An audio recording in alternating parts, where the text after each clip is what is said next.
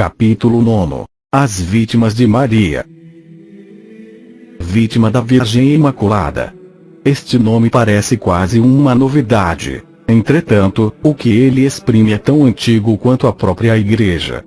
A Santíssima Virgem, unindo-se a ele, tornou-se deste modo, a co-vítima, como deveria ser também a corredentora. Em todos os tempos, as almas amantes da Virgem sem mácula procuram unir-se às suas dores, sofrer em união com ela, fazer-se vítima ao seu lado.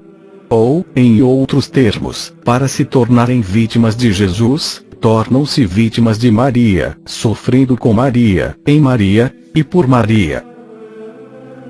Parágrafo 1º. Sobre a necessidade da imolação. Em nossos dias uma inspiração especial do Espírito Santo parece estimular as almas generosas, à vida de imolação. Pode-se dizer que a vida de vítima, e o zelo das almas, fatores principais das missões, são como dois polos que orientam, e atraem as almas generosas. Estas duas causas, de fato, unem-se admiravelmente. Amando a Santíssima Virgem, nada mais natural que trabalhar pela expansão do seu culto, nada mais lógico do que empregar a inteligência, forças, e o tempo em tão bela tarefa. E como o amor, depois de ter dado tudo dá-se a si mesmo, a alma também aspira a dar-se, sacrificar-se, imolar-se para a glória de sua Divina Mãe. Não é mistério que o zelo seja fecundado pela imolação. Não é preciso que o sulco aberto pela mão do apóstolo, e em que se depositou a semente, seja regado, e que nele caia o orvalho da oração, e sobre ele o sol do sacrifício. Sim, é necessário. É devido a este espírito de imolação que em nossos dias, mais que outrora, o zelo das almas levanta esta ligação de corações ardentes e puros, que vão, longe da pátria e da família, no meio das nações infiéis, derramar seus suores e suas lágrimas, na esperança de um dia derramarem seu sangue. O zelo e o sangue unem-se, deste modo, para preparar o banho regenerador, em que se lavam as iniquidades do mundo. Parágrafo 2º. Sobre o remédio do mal atual. Há ainda uma outra razão, não menos decisiva, dessa vida. O espírito que caracteriza nossa época é o amor ao luxo, a sensualidade, ao bem-estar, o amor às comodidades. E este espírito penetra nas almas, e resseca, até a raiz, o espírito de penitência tão forte, e constantemente recomendado por Nosso Senhor. Não se repudia a virtude, é certo, mas se lhe deterioram os vigores. E até mesmo, pode-se dizer, falsifica-se-lhe a noção exata. A virtude é, antes de tudo, a graça da parte de Deus, e o esforço da nossa parte. É a cruz, isto é, a luta, a violência sobre nós mesmos, para nos vencermos, e nos arrancarmos as fascinações da terra. Preza-se ainda o amor de Deus.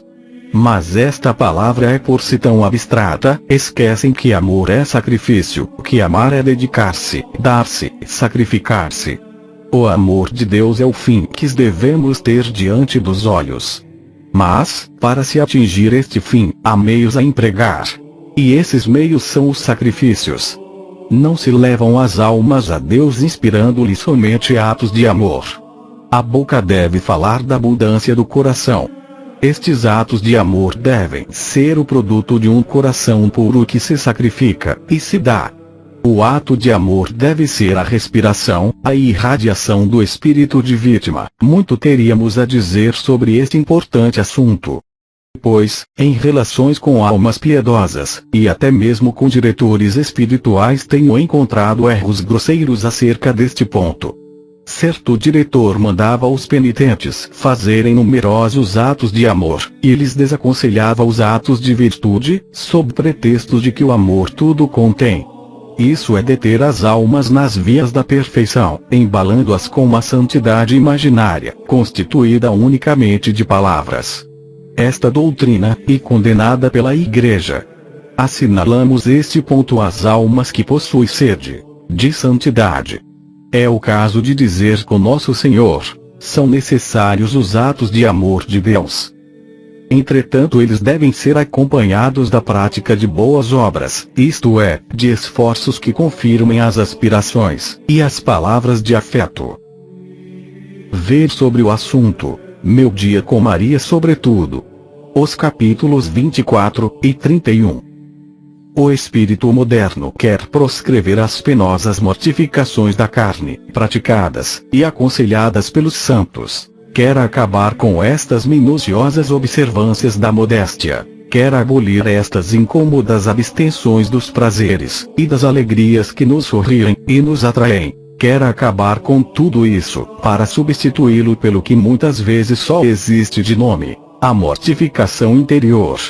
Esta palavra significava outrora mortificação do espírito, da vontade, da imaginação, do coração, da curiosidade, etc., etc. Hoje, certa vez muito espirituosamente, por Padre Berthier de santa memória, significa mortificação de tal modo interior e escondida, que não só é invisível aos homens, mas também ao próprio Deus. O que hoje se deseja é uma virtude sem combate, sem sacrifício, que não custe e não fadigue. Uma virtude que permita gozar de todas as doçuras da vida, de todas as delícias dos banquetes da terra, e de todas as delícias da mesa sagrada. Qual o remédio para este mal? Deus, em sua infinita misericórdia, põe sempre o remédio ao lado do mal. Este remédio é a vida de vítima. Parágrafo 3º. Sobre os graus da vida de vítima. Precisemos aqui, com todo o rigor teológico, o estado de vítima. Que é, em geral, uma vítima. É um ser vivo oferecido em sacrifício.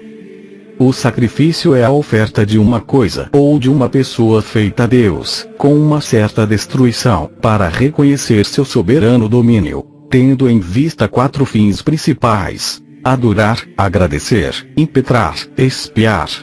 Oferecer-se a Maria como vítima é unir-se a ela a fim de expiar os pecados dos homens, e implorar a misericórdia divina para os pobres pecadores. Maria é o modelo perfeito desta vida de vítima. Unindo-nos a ela, seja como escravo, seja como apóstolo, e seja sobretudo como vítimas, devemos participar desta vida. Quando uma pessoa começa a sofrer para honrar a Deus e salvar as almas, ao mesmo tempo que para expiar os seus pecados, já merece um nome de vítima. E merece-lo-á tanto mais quanto mais generosamente sofrer para a reparação dos pecados do mundo e para a salvação das almas. Há vários graus nesta vida de vítima. O primeiro consiste em receber, dia por dia, os sofrimentos que Deus nos mandar, como vindos da mão de nossa boa mãe, suportá-los com fé, com paciência, e até mesmo com alegria, deixando à Santíssima Virgem o cuidado da cruz de amanhã. É pôr em prática a palavra de Nosso Senhor: tome a sua cruz diária. Este primeiro grau, embora pareça simples, é mais sublime do que se pensa. As vítimas, sem o saberem, diz muito bem M. Salvé, não são as menos agradáveis a Deus. Pode-se muito bem realizar o estado de vítima somente oferecendo a Jesus as cruzes de cada dia, vendo, através destas cruzes, Deus que nos envia, e Maria que nos põe sobre os ombros. O segundo grau consiste em se oferecer a Maria, para sofrer na medida em que lhe agradar. Visar a cruz de hoje para abraçá-la é bem diverso de visar as cruzes possíveis do futuro, para se animar, e se dispor a carregá-las, se Maria assim quiser. Notemos que não se trata aqui de pedir sofrimentos, mas de abandonar-se à vontade de Nossa Mãe do Céu, de entrega-se a ela, de preparar-se para o que a vontade dela nos reservar de cruciante para o futuro. O terceiro grau consiste em pedir positivamente sofrimentos a Maria Santíssima. A diferença entre este grau e o anterior é fácil de notar. A alma que se entrega nas mãos de Maria, e lhe diz: estou pronta a aceitar todas as cruzes que me impuserdes, e quero levá-las em união convosco. Esta alma aceita o sofrimento com generosidade, mas pode muito bem não o desejar. Aqui, ela vai além, pois deseja, pede. Santa Teresa dizia: ou sofrer, ou morrer. São João da Cruz: sofrer, e ser desprezado por vós. Santa Madalena de Paz: sofrer, e não morrer para sofrer sempre, isto é realmente pedir a cruz. E em todas as vidas históricas se encontram traços deste gênero. Entretanto, tais exemplos só devem ser imitados com discrição. A alma que tem o desejo da cruz pedirá sofrimentos proporcionados à sua fraqueza. Já sucedeu a alguém ler isto, e pensar: para que esta exaltação quase mórbida do sofrimento? Sofrer, e não morrer para sofrer mais, a santidade é isso. Há um valor absoluto na dor? Frisar-se o que está dito atrás: o sofrimento vale como expiação, propiciação. Mas, elevada na medida do amor, e por causa do amor que nos leva a aceitá-lo, e em certos casos, a procurá-lo se isto for necessário. Ainda, ele vale, se este amor nos unir ao amor de Cristo Salvador. Não sofrer por sofrer, mas sofrer em união com o sacrifício redentor. Parágrafo 4º. Sobre a prática da vida de vítima. A vida de vítima pode ser praticada por simples promessa. E só se deve mesmo entrar neste caminho por voto com o consentimento de um diretor espiritual. O que o autor chama simples promessa é, afinal, um firme propósito feito diante de Deus ou de Nossa Senhora. Como quando alguém diz: meu Deus, eu hei de ser melhor, seria, efetivamente, imprudência prometer, sob pena de pecado, levar uma vida acima de nossas forças, ou, a qual Deus não nos chamasse. O primeiro e o segundo graus podem ser vividos por simples promessa, sem juramento, e só podem ser permitidos sob voto às almas realmente generosas, e que deram provas inequívocas dessa generosidade. Uma promessa feita não só diante de Deus, mas a Deus, com intenção de se comprometer mesmo, é o que se chama voto.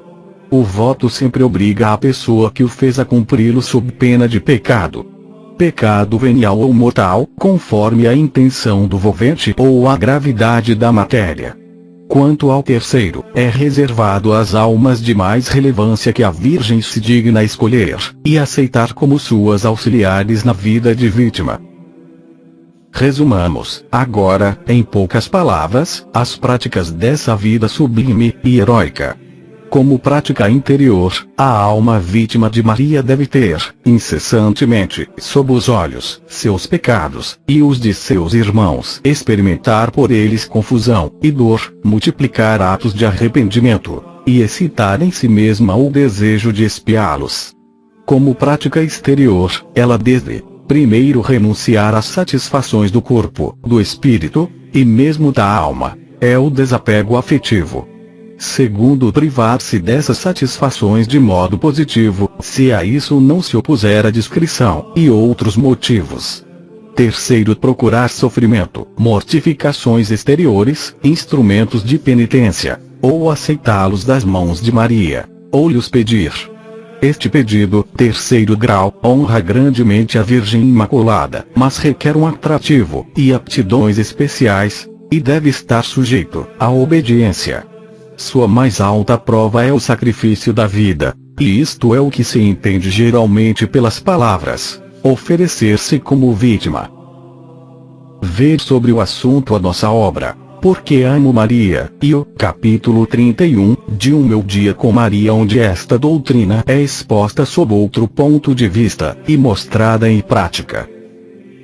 Abram-se a um sacerdote esclarecido as almas chamadas por Deus a esta vida toda de imolação, e a experiência tem desaconselhado quase sempre esses votos.